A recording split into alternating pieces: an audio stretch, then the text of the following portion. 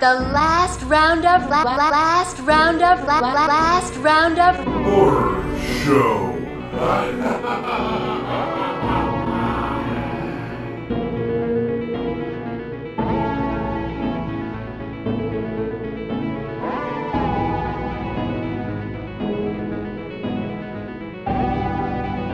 Welcome to the Last Roundup Horror Show. I'm Frank. I'm Jared. Jason. I'm eating a brownie. He's eating a brownie. My mom made brownies. We got another 3-pack for you. And up first, Slumber Party Massacre, 1982, the year of my birth. Huh? This is Stupid 82. What's the good year, Jared? 81. 81. I don't have a synopsis. I didn't get that evidently. Guy with the drill kills. Well, let me tell you. High school. High school.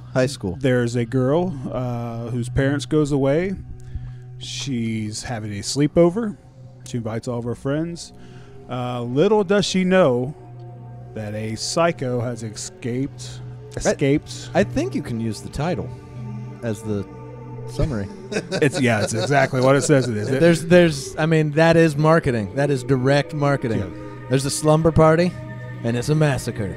Yeah. This was directed by Amy Holden Jones, known as the writer of Mystic Pizza, the Beethoven movies, and Indecent Proposal. with Charles Grodin? Yeah. Oh, she also did the screenplay for The Relic. I don't know if you guys seen that. Oh, I didn't see that. Written by Rita Mae Brown, who wrote this as a satire of this kind of movie, but they just went ahead and just fucking made it like it's a real thing. So they took all of her. Before we get too much into the movie, I don't doubt that they wrote it as a satire, and I think that's why one of the reasons I was happy you chose this one. When you get into the 80s slasher genre, that's what it became. Like just satire. This was intended to be wrote as a satire of the genre, and ended up being an exact replica of what was going on in the genre. Well, and let me just say this too. I never in a million years would have thought that this is written and directed by women. Oh no, man! Like, there's like some never as far as guessed gratuitous nudity goes.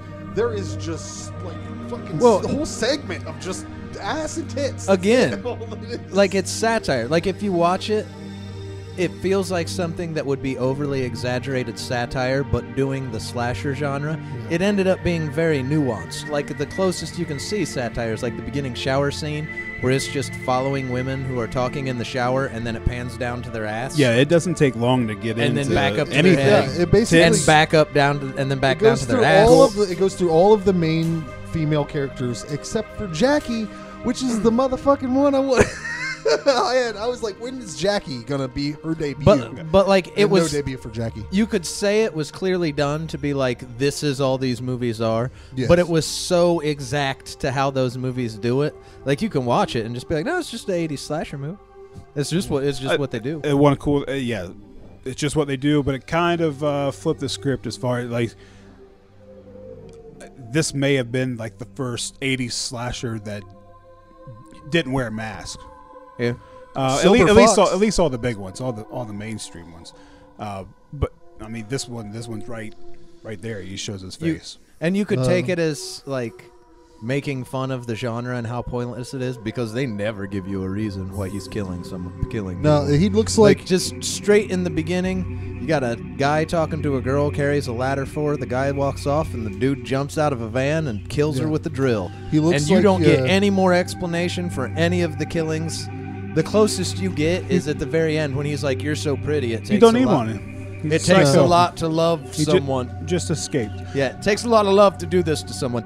That's as close as you get. Yeah, the guy looks like your dad's friend when you were a kid, like 40, 50-year-old gray fox, wears too much fucking denim, probably smells like Winston cigarettes and too much cologne. They said he stayed away from the cast, so they like only saw him as the killer. Like he like read books and studied up on.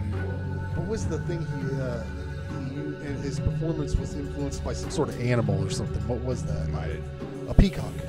That's what it was. Motherfucker influenced by a peacock. Oh. But yeah, I think this is one of those ones from that whole genre. James Ray, who brought up The Mutilator, is another one. It's everything great and everything terrible about the genre, done with nothing else other than those. We got the tagline is, "You bring the pizza, I'll bring the drill." Yeah, that drill, man, that is the most unwieldy motherfucking weapon for a murderer. Well, if someone saw you running from the school as he does at the beginning, they would be like, "Oh, look, that motherfucker looks like a guy that would murder somebody with a big drill." I mean, it was written and directed by two women. You know, that's representing a dick. Oh yeah, that's a good point. You that's know a good that point. is. And And they have enough shots too, like of behind the shots of behind him with the woman down between his legs cowering, and then they like drop the drill down like he's hanging dog. yeah, for sure. And then they slice the thing in. Well, jumping spoiler right to the end. Cut the half. The cut the the machete. You That just was- Cut his dick off, That was one of the. and then chopped him up. That was one of the more nonsensical scenes, because she's got a machete and he's got this big drill right. with this big drill bit, It's and she thick. just kind of It's thick, ain't it, Frank? She- Big thick drill. she haphazardly swings the machete and cuts this big fucking drill bit in half. Yeah. Right in half. Yeah, that was one of the funniest things about this movie is when these women try to attack this man. Like, it's hilarious. It's like so haphazard and just like when she runs up with the hatch, fucking just hilarious, man. But yeah, I always laugh when thinking of when I think about this movie, because it's I obviously can't remember 82. Yeah. I was 1. But like I try to think at the time how this would have been received, because the 80s of slashers that I think, that's what it is. But it may have been done at a point in time when slashers hadn't went that far, like that pointless, that much gratuitous nudity, that like slashers as a genre may have not have hit that point. So at one point in time, this may have been clearly satire.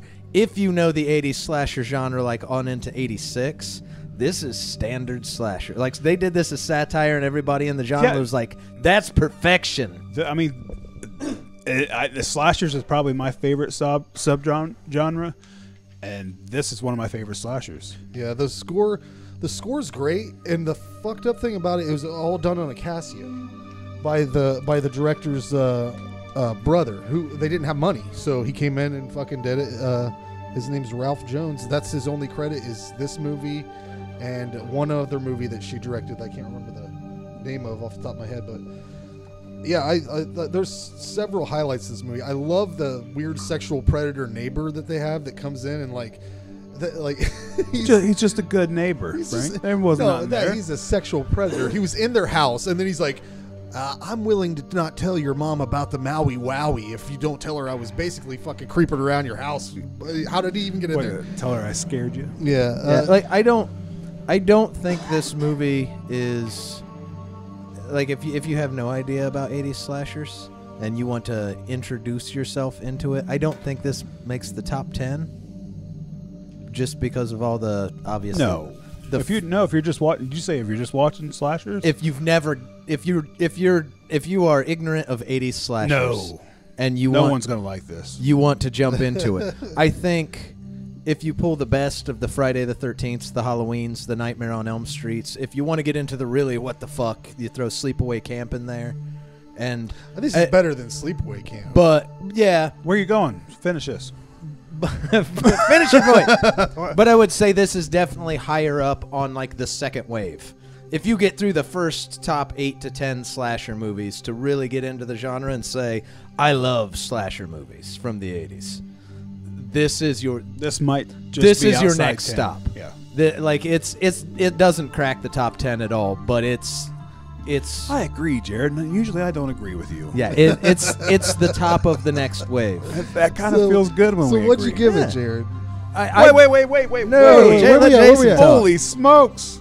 Let Oh, Jason holy talk. We agree. You let him speak. Well, like I was like- going to go to Jason next. Oh, sorry. Well, no. I just, like we said in the beginning, it's called the Slumber Party Massacre. Like, you know what you're gonna get. It's a cheesy 80s slasher with tits, gore. It has very cheesy dialogue. Again, it doesn't take long to get into things either. Yeah, the dialogue's another thing. I'll let you finish. Well, yeah, Please. let me finish there. Jesus. We could jump in though. I mentioned dialogue. Go ahead. The dialogue in this. The best way to describe the dialogue is every movie you have that conversation that people are having when someone walks up into it, and then they get going with the real dialogue. You know, like you'll hear well, Jimmy said last night the car wouldn't start. Oh, hey, Steve. And then purpose. This whole movie is background dialogue. No one says anything of relevance ever. And there's absolutely no character development, and the story, you're not going to get an amazing story. So it's just straight up tits, and it has great kills. Yeah, a little bit of gore. Like, unless you're going to deduct for the genericness of it. I think the movie's biggest flaw, it starts out strong, just straight into it. Guy talks to girl, girl gets killed in van. There are a couple kills, and then the middle hits a slow lull as they set up the party. But because... And how about that party? Because there's no... The wine coolers? Even the party is like straight up, okay, all the girls are here, let's order pizza and take off our clothes. They had like a bowl of Twinkies, a bowl of Cheetos. They ordered pizza. Speaking of pizza, so they get their pizza. The delivery guy ends up dying. Yeah. He gets killed. Chaos is going on. They're scared for their lives. People have gone out to try to call for help. They have knives in their hand, but they get hungry. So they eat the pizza. They put this box of pizza on top of the pizza delivery guy and eat it. And she says that's better. But no, like if you're in the mood for a movie like this, it's good. Like we said, maybe just outside the top 10. Yeah.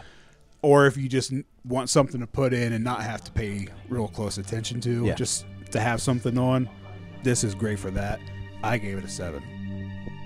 Yeah, I laughed so much in this movie from some of the shit that when the girl runs with the circular saw and it's plugged in and then it unplugs or what, that's like Chevy Chase level shit to me. Body. And then his drill must have had a pretty good battery.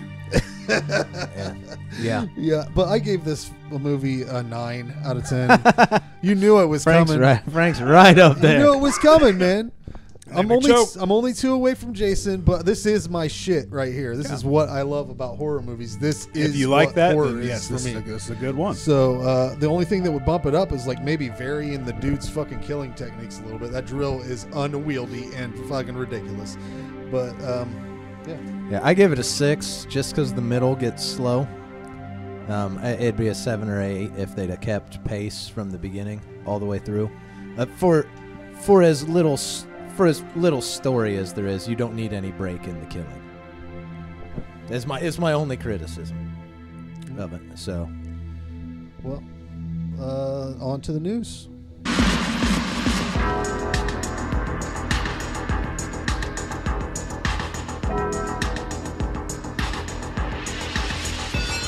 And now the last Roundup Horror Show news.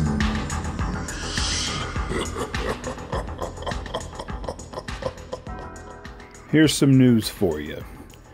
M. Night Shyamalan will be producing a new psychological thriller series for Apple's streaming service. He will also be directing the first episode. No details about the name or plot has been revealed as of now, so stay tuned. Joe Dante is known for his tiny terror figures such as gremlins and small soldiers. He's now set to bring more to the big screen in a film called Teddy Bears Are for Lovers. Dante is serving as executive producer and will be veteran cinematographer Michael Bonnevillaine's directorial debut. He's worked on such things as Lost, Cloverfield, and Zombieland. If you're a Stephen King fan, 2018 will be a great year for you. Castle Rock series being created for Hulu, The Bone Church is being made by Cedar Park Entertainment, and the Dark Tower series coming to your home via Amazon. And on to a few Blu-ray releases. March 6th, Scream Factory's putting out a collector's edition of The Strangers with a new transfer, new special features. The Cat of Nine Tails. A couple double features from Hammer Horror. Never Take Candy from a Stranger paired with Scream of Fear. And Maniac paired with Die Die My Darling.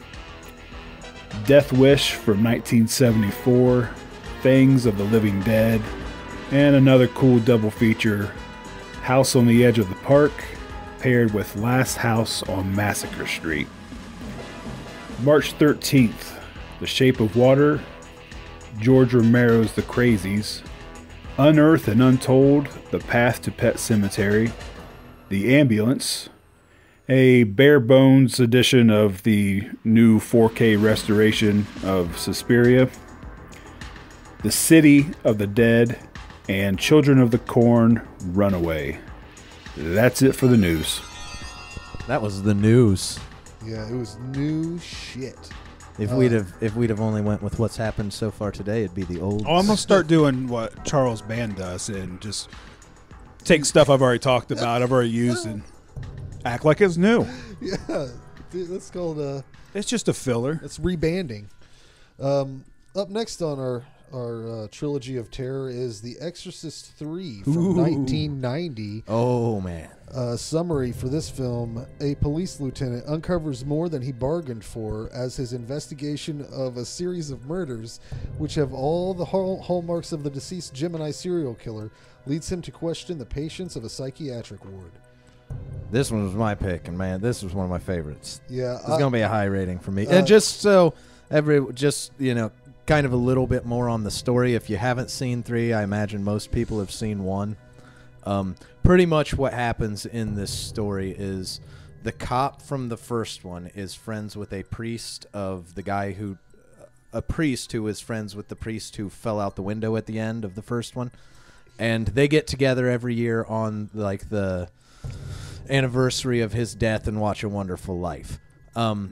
You find out through it that that priest, although he died, played by our own Jason Miller, even that though did fuck me up when I saw that. I'm even like, though he died, the demon in The Exorcist was very angry about getting kicked out of the little girl's body. So he put the Gemini killer, which is this killer that you don't know about, in that priest's body. And he kind of bounces around in old people's heads. And Why kills didn't you people. just read us the Legion book? Well, just read us the story. I was about done. There it is. So you Before have we- the Gemini killer in the priest from the first one's body. Also, and, sometimes Zool, or no, what was it? And what was the one from the first one? Zozo? Or was it Captain Howdy? What the fuck was the demon? oh, from the Captain first- Howdy. Yeah, was that what it was? I believe so. Because there was 3 different fucking people in this body. Yeah, but what's the killer's name? The Gemini Gemini killer The killer. Gemini killer, yeah. is the killer in this one. But he was put in there by the demon that was cast out in the first one. It took him years to put enough brainwaves in the priest's body back together to make it function again. No one's understanding you. And No now one's he is understanding possessing old people in the crazy place that he is and using them to kill people the way the Gemini killer used to kill people. What a mess!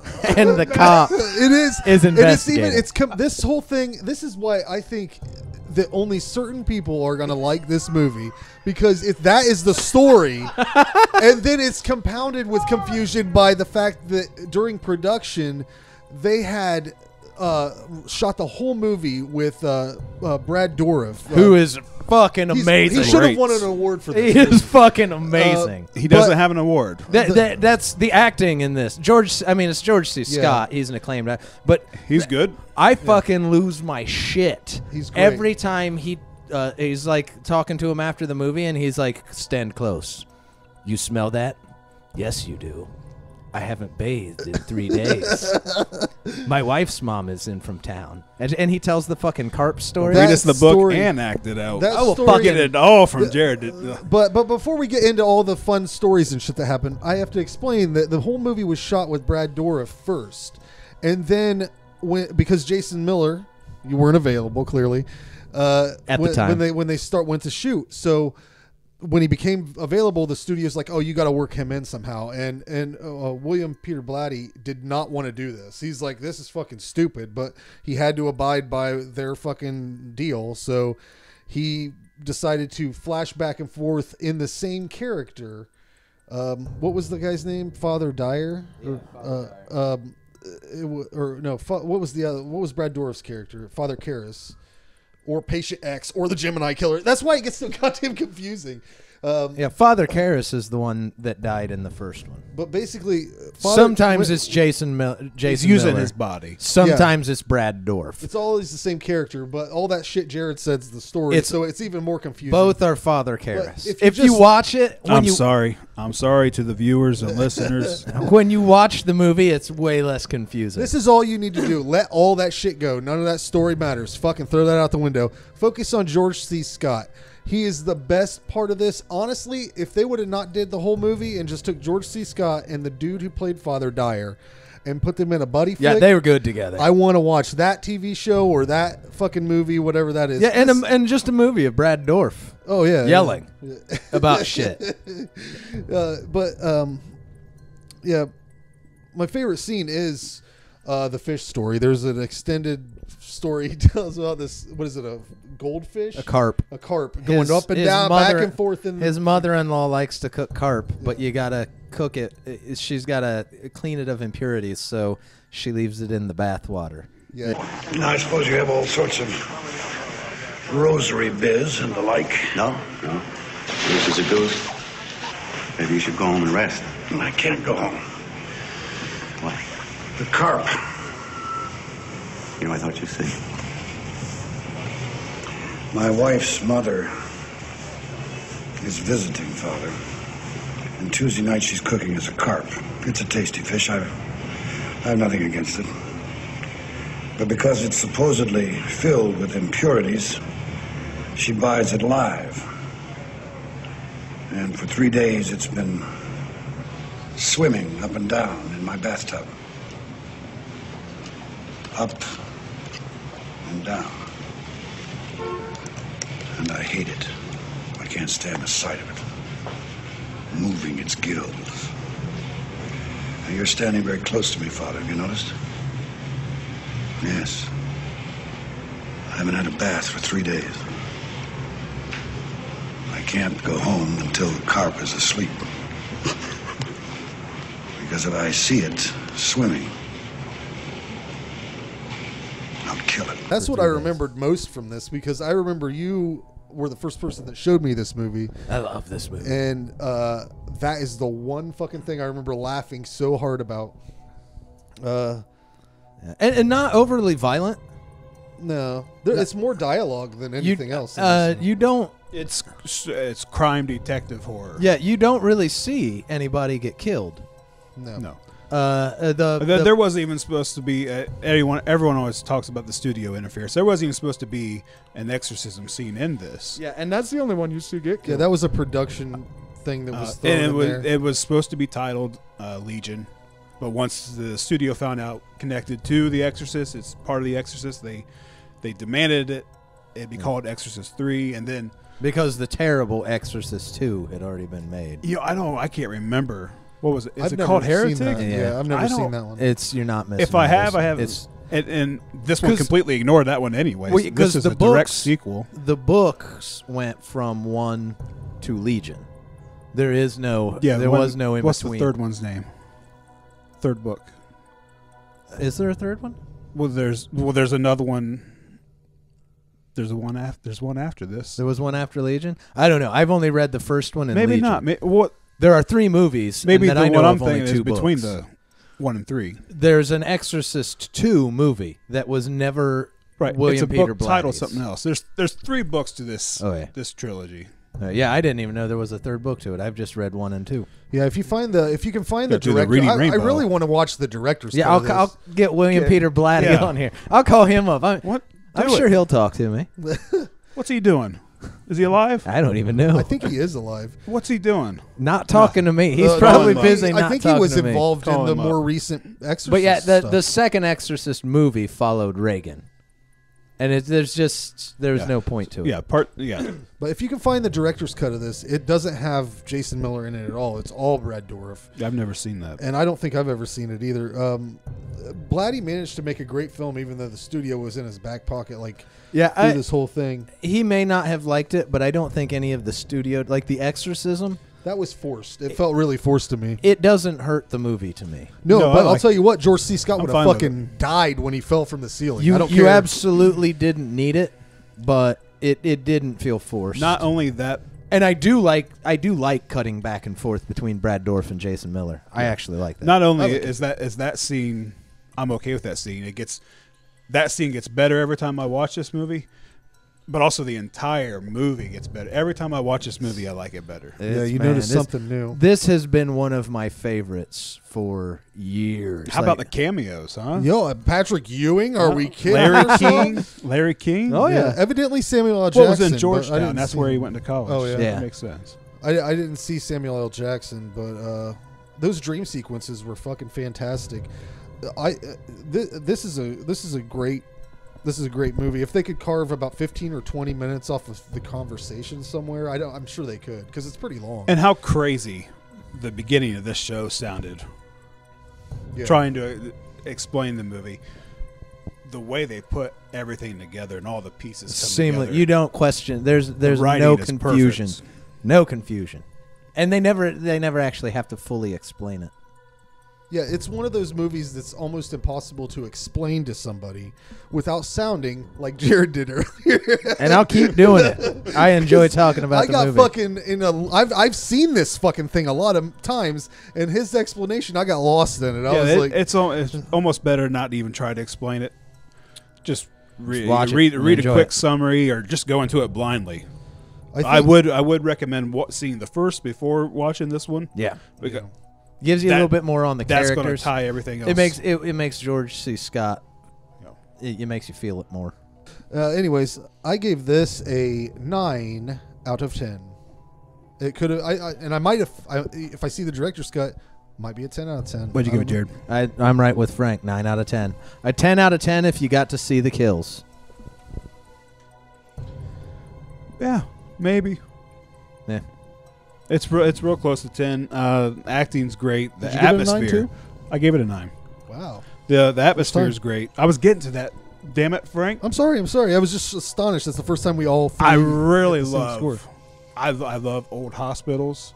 I love like the old churches and that feel that has all of this in it. A great story. Again, the story is much simpler than what we probably made it sound like.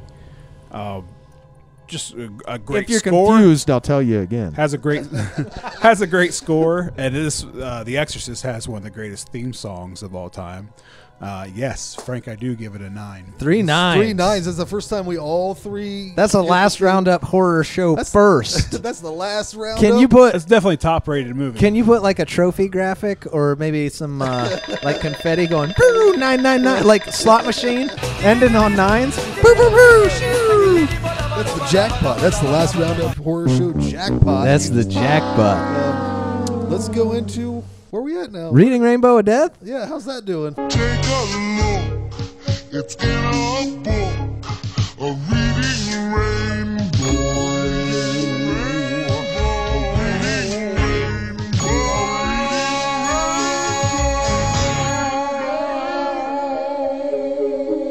Of death. Okay. Today on the Reading Rainbow of Death is one of the ones where I just talk about some books, and I've been busy this week and I didn't contact anyone to see if they would be interviewed, so why don't you just talk about what you've been reading? We're going to talk about someone who may say yes. Let's get down to the real point here, Jared. Yeah. Why won't you interview Randy Woden? I should get him on the phone. You just put him on speakerphone. With this one, like, I had even thought, like, because I didn't know how you play this. Do I be like, well, shit, I didn't get a hold of anybody. I'll just say something about Randy and then interview him next show because he'll say yes. But then it's like it's like, oh, sure, when you don't got anybody else. And then I also thought, he doesn't write horror, correct? Yeah. Well, then we're not going to. He has horror elements. I'm just kidding, but Randy. then, where you at? There he is. Yeah. I'm just kidding. Then I thought, just to address why you haven't had him on. Yeah, then I've then been pushing I thought, for it. If I don't have anyone set up and still don't interview Randy, like that's gotta piss him off, right? Anyway, so what are we doing? Love you, Randy. Let's go. What are we doing? I haven't done Randy yet because, as you said, horror elements, and I've been trying to stick to horror writers. I figured Straight horror. that much. So that's the reason. Today on the Reading Rainbow of Death, I'm going to quickly discuss the books of Mathew M. Bartlett. He is someone that may say yes to being interviewed. He did some stuff on the Bones album. He done a demonic traffic report that goes at the beginning of one of the songs. If you have a chance, go check out either Creeping Waves or Gateways of Abomination, his new book, The Stay Awake Men. He writes, I haven't got to read Stay Awake Men. I got it on my shelf, haven't got around to reading to it yet. But Gateways to Abomination, Creeping Waves, he writes short stories that all kind of interconnect in Leeds, Massachusetts, of a radio station run by a witch coven. And the stuff they air, and like there's witch coven in the town and dark magic and really weird stories, and it's very atmospheric horror. I don't know, I have trouble explaining his stuff sometimes. Dark magic through the airwaves. I think you have making trouble town explaining people, everything. Yes. Do crazy You shit. use a lot of words and say so very little. Yeah. But he's very there's a song on the new Mississippi Bones album called WXXT that's based off his stuff, and Name dropping. a lot of the lyrics in that song's with his permission, of course, I took straight from the books because he has a very musical quality to his lines. Jared's in the band with Jason, by the way. It's He not doesn't just know. They're called Mississippi Just get Bones. it out. it's not just really creepy stories. He has a very brilliant way with words as well. But it feels very New England when you read it, that kind of New England witch horror, mixed with like the original. I like that. I like that era. Is it? And short, Does he write in that time? No, it's in present day time, but it has it's a witch coven. That's the main. So it all has that feel, but a lot of it is fucked up too. It's horror, but it's very like the weird stuff in A Good Nightmare on Elm Street, the strange shots that almost make no sense but feel kind of dreamy. He does a brilliant job of weaving reality and non-reality together, which is really hard to do with words and to do as subtly as he does sometimes. So Gateways to Abomination was self-published by him, is a fantastic book. Creeping Waves is put out by Muzzleland Press. He also has stories in all manner of anthologies. Terror in 16 Bits is one that I've talked about before. He has one in that. Stay Awake Men is his new book. If you look him up, he's got a ton of shit. So go read Mathew M. Bartlett, and who knows, he might agree to an interview by the next show. Yeah. That's nice, Jared. So that was the reading. That was my on-the-spot, just realized I hadn't done anything, reading Rainbow of Death. Yeah, I wouldn't even contact him. Just tell him to listen to the show. So, Matthew, have I done a terrible job describing your books? I hadn't even thought about it yet. It was pretty bad. Yep. I can't believe you guys gave me a segment. I was like, hey, can I talk about this stuff? And We, you guys were like, we might take it away. you guys or not were like, take the segment away, but you're the only one Frank talking? might start doing it. Yeah. Who's gonna start doing it? Who's going to start reading books? I'm going to start reading. One of these days, I'm going to take your suggestion. And I'm going to read a book. I'll let you borrow Gateways. And I will give my opinion. And let me tell you what, I'm not a big book fan. So wouldn't that make, if I end up liking something, that's going to be a huge fucking. I'll let you borrow. You guys, the author may not care, but that'll be a big. I'll let you borrow Gateways to Abomination. Short stories. You keep mentioning We'll mentioning this we'll be like, 16 Jason, bit over reads and over a and over. book. So, and they're short stories. Yeah. And that's one of the problems I have with books is I fall asleep. I'll forget what I read the whole last page, so I'll have to go back, and it just like I can watch 10, 15 movies, 10, 15 stories by the time I could read one. So it just bring one in. We'll see how long you can read before he falls asleep. Anyway, what we got? 2016, there was a movie called Don't Kill It. Oh, Don't Kill It. And this here is a Jared doozy. must like this one. He gets excited again. Summary: An ancient demon It's something. terrorizes a tiny Mississippi town. Directed by Mike Mendez, known for Grave Dancers, Big Ass Spider, and he did a segment on Tales of Halloween. So this guy has a movie. The guy that made this movie has a movie called Big Ass Spider. And let me tell you that it's pretty good, too. Wyatt was watching it one day, and I watched a little bit of it. It's definitely up your alley. Yeah, and I think he may have done something else that. Grave Dancers was in the what was that series of late night horror movies? There was like the. I don't know. There was a series of horror movies. Back when I remember Grave Dancers. It was okay. It was okay. There was Big some bad Ass CGI. Spider. Yeah, it's a good one. I like it. I like the Was it Movies to Die For? Yeah, something like was that. it? They did was the one 8 of movies. those. There was a few of those little 8 screen. 8 movies to die for. I think it was 8 movies to die for, like the first one, because they did that several times. We're gonna get it right on the first try and then go through as many variations of it. 8 movies to scream. 8 movies that keep you up at night. USA Up All Night. 8 movies with Joe Bob Briggs. This movie was written 8 horror movies. This movie was written by Dan Burke and Robert Olson, who both worked on Stakeland 2, The Stakelander, which That's so awesome. I have got to watch that shit. I don't care if it's good or bad. I'm watching it. I do want to see the first one. Yeah. As far as I'm concerned, this movie is solid fucking gold, and I knew you knew I was going to say that. It's exactly what I wanted it to be, and more. I love that Dolph Lundgren is a fucking asshole that just walks around and vapes like a douchebag. Did you give a summary yet? No. Ancient demon terrorizes a tiny Mississippi. Yeah, so he's a demon hunter. Does he get in a plane wreck? I forget how he accidentally releases the demon, but he had it contained. Yeah, it's a story that he tells in it, but he got in a plane wreck and it got got it contained. The thing about this demon is it passes back and forth. He goes through a story. Every demon has a different way in which they possess people. But in this I think they should do one for it's every a demon he's met before.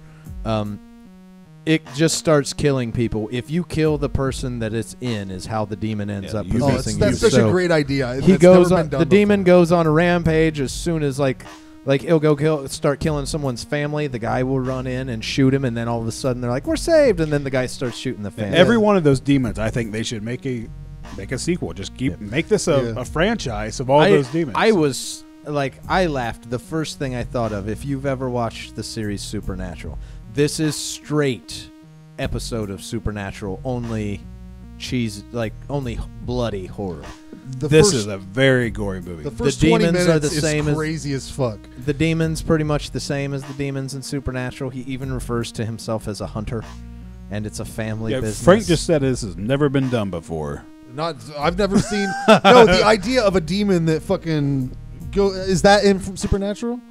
The demon that kill kills a demon, as soon as that's what I'm saying. Okay, yeah. And also, they should keep these going. To not kill the thing is an original idea. Also, they're not trying to kill it. And how do you not kill it?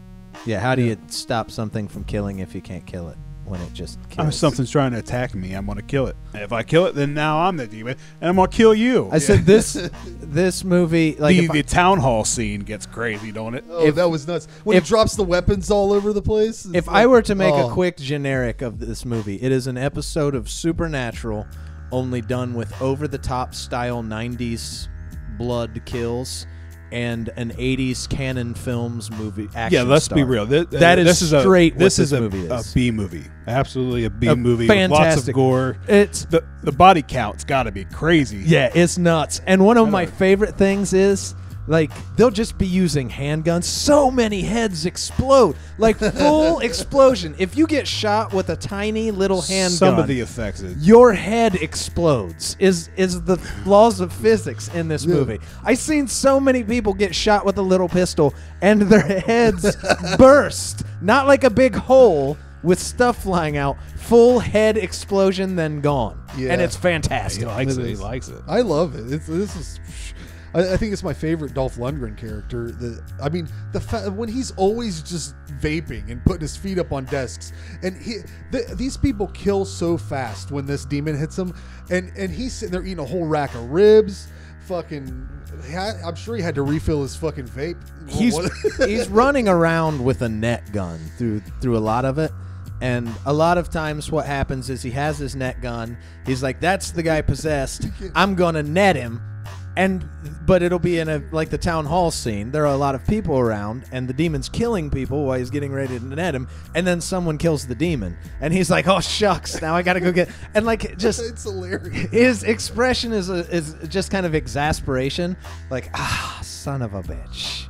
And my favorite was when it's right at the end of the town hall scene when the demon runs out and gets hit by the box truck. Oh yeah, and Dolph Lundgren steps in front of the box truck and points his net gun at it like he's going to net the whole fucking box truck. See, what I was hoping he would have do, I don't think he did it anywhere in the movie, but shot it and not hit anything, and then he has to go collect it. That would have been. Why wasn't that a thing that happened? But the idea, and so people know in the movie, the idea of how you stop this demon is his dad was the first to capture it, and that's when his dad died. They were demon hunters when he was a kid.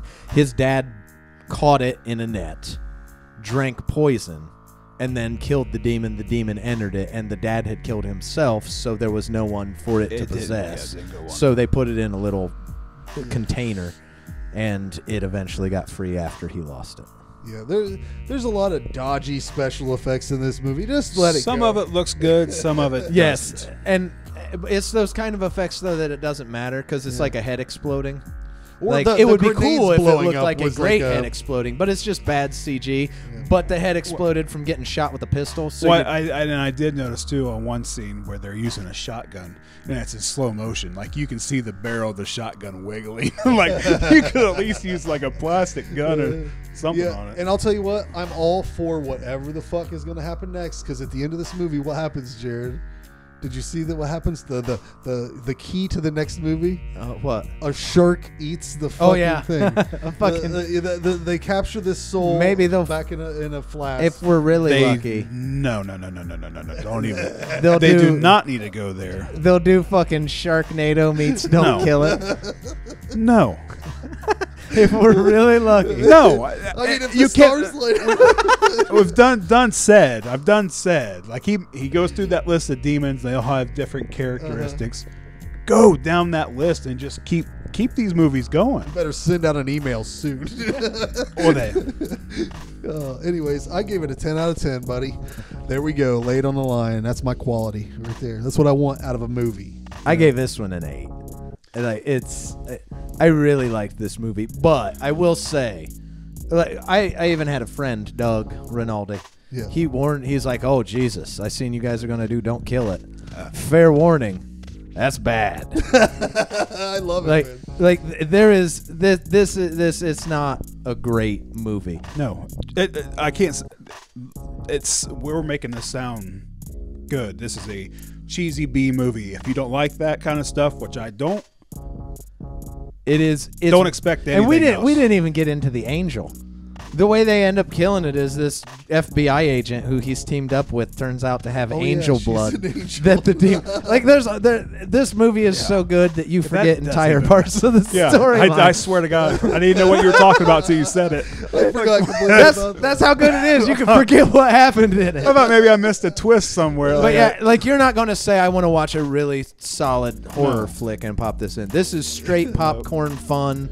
Sit around and laugh ridiculousness. Yeah, if you like good movies, go with Jason's score. We also kind of left out the fact, like, you can really sell the point. It's Dolph Lundgren. Yeah. And I mean, it's It's Dolph Lundgren as a cowboy demon hunter. Trench coat. He's not good. He's not a good actor. No, but in this movie, he's good. He's a great actor. In this movie, he fits this movie. Like he's good for this movie. Best movie. He didn't all of a sudden learn how to act, and you're going to put this in and be like, man, Dolph Lundgren's come a long way. You're going to be like, Jesus. Yeah. Here's what you do: figure out how much you love Dolph Lundgren, or even like him. Then base that on whether or not you watch the movie. Because I'm about 5 seconds from clicking on Kindergarten Cop 2. Just to see what that nightmare's all about. That might be the worst horror movie in the world. But yeah, I laughed all the way through this movie and was entertained the whole time. Yeah. Well, let me tell you what I think about it, Jared. Go for it. If you're looking for kills, a good cheap B movie, you're gonna love this. Some of the effects were good, some wasn't. The acting is cheesy, but again, it fits this movie. The concept was great. There's the kills. A lot of the kills were great. It's an entertaining movie, but again, I'm not the B movie guy. But I still gave it a 4. I mean, that's respectable. You haven't given a score yet, have you? Yeah, I gave it an 8. Oh, you give it an 8. Okay. 9, 8, and 4. So that tells you. I give it a 10. I was a 10. 10, 8, and 4. Top of the list for me. Well, that gives people a good. That lets you know you may like it, you may not.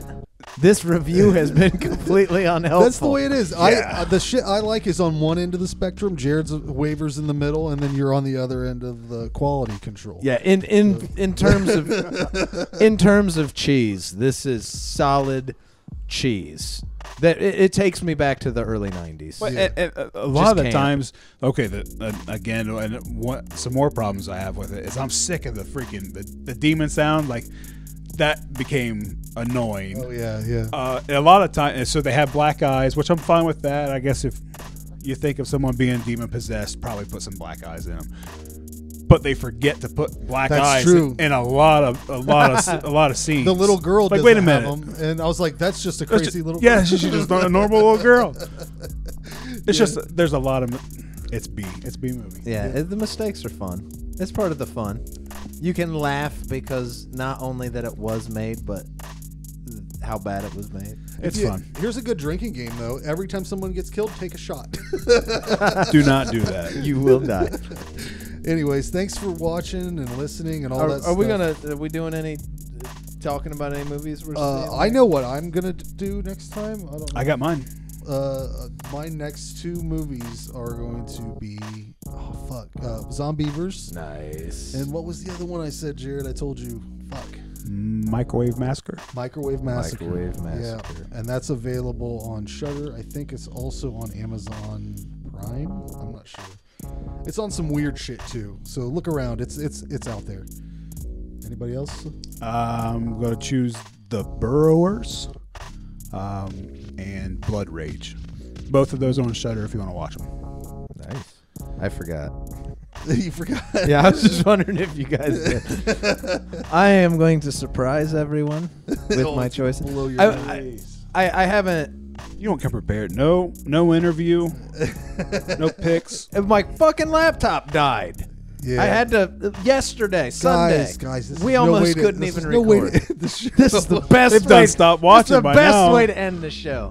I wasn't happy with my monster pick, my new movie. Like, pick. subscribe. Thank you for watching and listening. I want to pick a really good one this time. You can do it, Jared. Oh, The Exorcist. That was a good one. Yeah, that was one of the highest ones we've ever had. I'm not sure we're gonna get 3 9s ever again. I mean, unless you purposely pick you go out of your way. Yeah, like Evil Dead. We're gonna do. We're gonna do Evil Dead. Oh no. This is fucking last Roundup horror show after hours. Wouldn't that be fucked up? Though if we're like Evil Dead 2. That's still going, Frank. Look at it. It'll go forever, man. It Fucking only takes nailed like it. a couple seconds. So. This one died a couple times, probably. I forgot to turn it back on. Well, there's some inside baseball for you guys. Thanks for sticking around. See you next time. Bye.